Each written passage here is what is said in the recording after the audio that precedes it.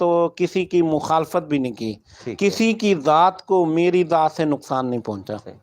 तो ये जो अदालती आपने जंग लड़ी है, ये आपने अकेले जंग लड़ी है या कुछ साथियों के साथ नहीं, मिलके, ये क्या इसका? अकेले तो कोई जंग भी नहीं लड़ी जा सकती। हम्म। इसमें कर्नल मुबशर साहब जो हमारी टीम के हेड थे, लाहौर के mayor, Lahore mayor Lahore, mayor Lahore. Aqeel Najam Hashmi Sahab mayor Bahawalpur, जी हाँ। नवीद असलम साहब, मैं और राजन सुल्तान भाई साहब लोधरा वाले। लोधरा वाले, जी। हमने एक तवील जिद्दोजहद की। और अल्लाह ने हमें, हमारा एक वक्त ऐसा आया कि हम मायूस हो गए जब 11 महीने लाहौर हाई कोर्ट में हमारी रिट नहीं लगी।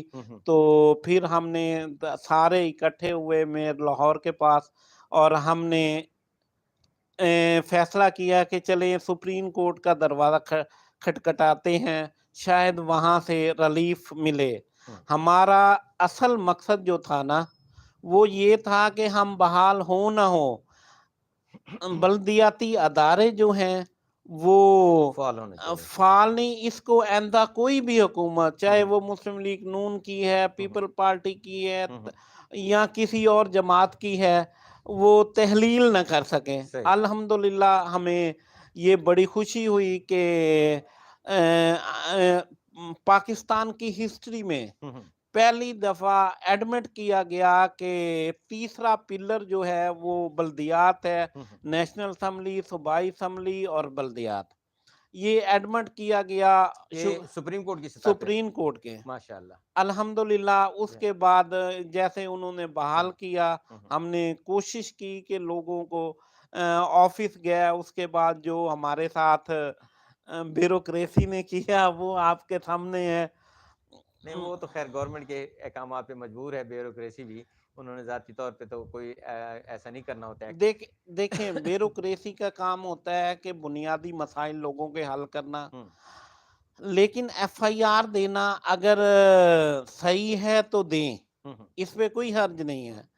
लेकिन ऐसे जो हम पब्लिक होल्डर हैं, हमारा सुप्रीम कोर्ट के हुक्म पर हम गए अपने ऑफिस में और उसके बाद 73 नामालूम के खिलाफ एफआईआर हुई और एफआईआर में ये लिखा गया कि डीसी साहब ने इन्हें ऑफिस अलॉट किया है। जब आपको नहीं, वो अंसारी साहब को। अंसारी साहब, अच्छा, वो जो अपना है ओवरसीज कमीशन का, ओवरसीज कमीशन जी के। जी। हालांकि ओवरसीज का वफाक का महकमा है और उनका ऑफिस भी वहां होना चाहिए। अच्छा। दूसरी बात ये है कि वो ऑफिस जो अलाट किया गया वो अलाट आज तक नहीं है और ना ही डीसी साहब ये ऑफिस अलाट कर सकते हैं। अच्छा। क्योंकि वो इसका चार्ज म्यूनिसिपल कॉरपोरेशन का चार्ज कमिश्नर साहब के पास है। ठीक है। कमिश्नर साहब ही अलाट कर सकते हैं, ना कि डीसी साहब। तो डीसी साहब जो है अगर वो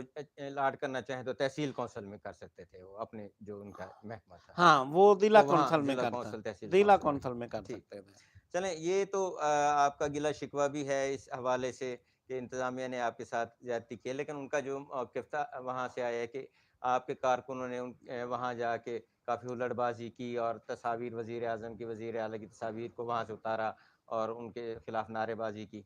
तो ये तो खैर आप लोगों का सियासी अमल चलता रहेगा।